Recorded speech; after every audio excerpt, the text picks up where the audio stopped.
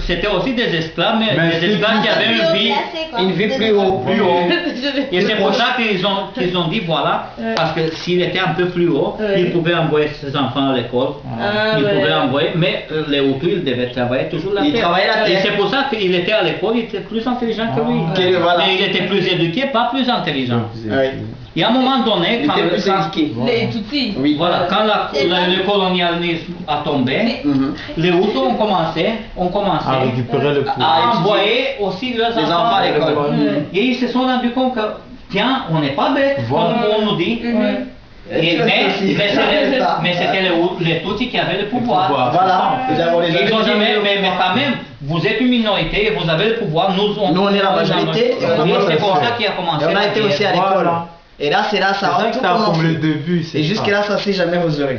Mais aujourd'hui, c'est le Tutsi qui dirige. Et maintenant, c'est le Tutsi qui dirige le pays. Mais il y a toujours plus de Hutus. Mais c'est ça, oui. En Rwanda, il y a 80%, c'est les Hutus. Mais c'est pas possible. Mais donc, si on fait de vraies élections, les Tutsis ne peuvent pas passer. Exactement.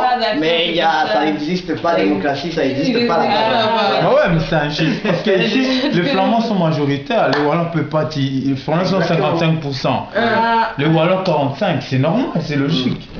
Donc, c'est là que s'est passé l'erreur, en fait, mais sur vraiment le passé, quoi. Mais c'est ça, en fait, les gens, ils sont là. Mais t'as pas parlé de la guerre, hein. Mais c'est ça la base. C'est ça la base. La base, c'est ça. C'est ça. Il n'y a pas autre chose. Ils ont toujours été. C'est parce que les Hutus, alors ils disent, ils ont toujours été privilégiés par la colonie et tout ça. On les a toujours donné le pouvoir. Tandis que nous aussi, on va à l'école, on a étudié, on a fait tout, mais on ne donne jamais le pouvoir.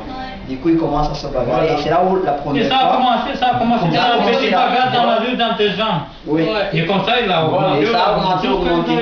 Et tout le monde s'est énervé. Il faisait que tuer les Tutsis. Qui étaient minoritaires. Et les Tutsis aussi, et aussi. C'était les deux côtés. La première fois que ça a eu ça, en fait, avant, il y avait donc. Après. Quand ils ont fait la révolution, les Hutus, il y a eu une révolution en 59, ils ont dit c'est pas possible, on ne peut pas accepter ça. Les Belges ont dit ok d'accord, on est majoritaire, ils ont dit d'accord, ok maintenant ce qu'on va faire. Les Belges ils étaient toujours là? Oui, bien sûr. Même aujourd'hui ils sont là. On a arrêté les prêtres. Bah oui. Alors qu'est-ce qu'ils ont dit? Bon, maintenant on va essayer de trouver entre les deux un accord. On va vous donner un président Hutu modélé, modélé qui écoute de deux côtés quoi, qui n'est pas Abiyarimana, branché. Voilà.